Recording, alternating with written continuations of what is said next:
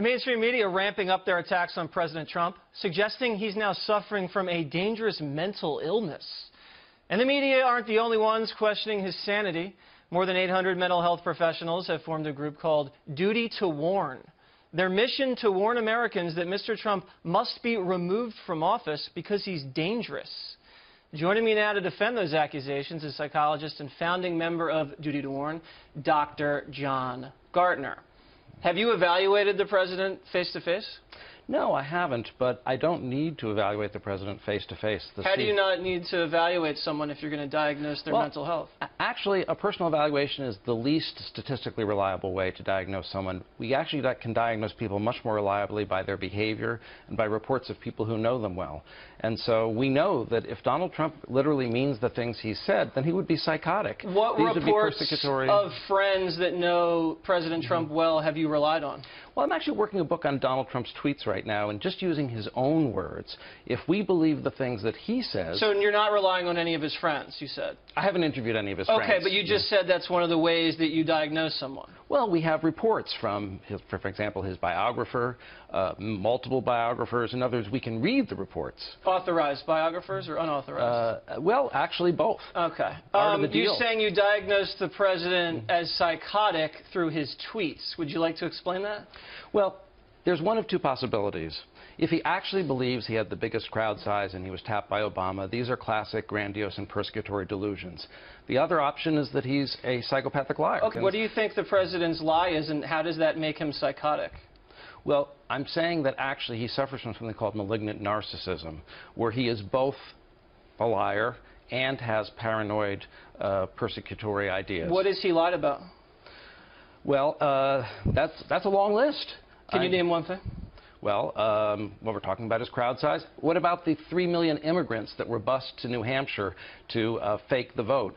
That would be like the equivalent of the D-Day landing. He never said that there were 3 million immigrants bused to New Hampshire. That's not true.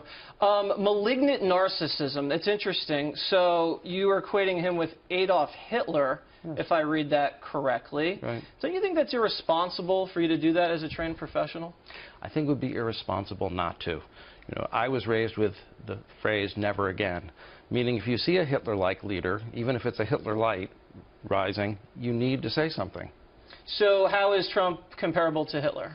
Well, they share the same diagnosis, malignant narcissism. It has 4 components: narcissism, paranoia. I'd be pretty paranoid, too, if the mainstream media was out to get me and the Democrats were trying to impeach me. And, you know, he might have been surveilled. So I think that might, you know, account for his paranoia. So, again, how is he like someone that gassed 6 million Jews and invaded an entire continent?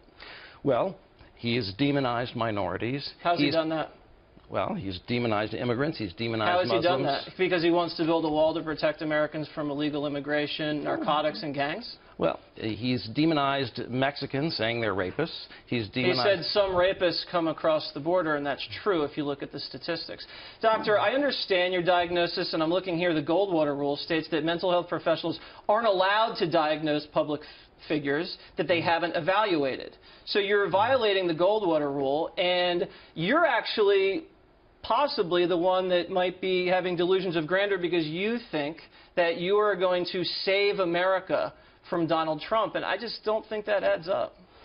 I've told people I've dedicated my life to a hopeless cause. I'm not that grandiose to think that I'm going to remove Donald Trump. Well, you're telling everybody that this guy is going to murder the rest of the country if we don't get him out of office. He might. Seems a little paranoid and delusional from you, if you don't mind me saying that. But to answer your first question, we have a duty to warn. If somebody is dangerous, then we violate even our most sacred principle of confidentiality to warn potential victims. Okay, well, I have been warned. I don't know if I'm going to heed the warning, but, Doctor, thank you very much. Thank you for having me.